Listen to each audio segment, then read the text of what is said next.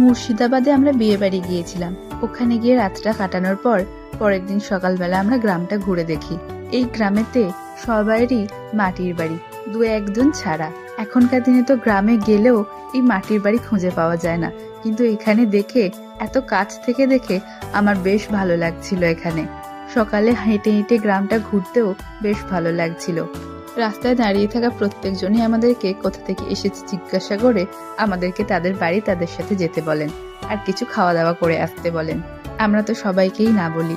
একটা দাদু ঠাকুমার সঙ্গে দেখা হয়েছিল, ওনারা আমাদেরকে জোর করেই ওনাদের বাড়িতে নিয়ে যান। কিছুক্ষণ বসে ওনাদের সাথে আমরা গল্পও করি। গ্রামের মানুষের মধ্যে টাকা পয়সা না থাকলেও আন্তরিকতাটা খুব বেশিই রয়েছে।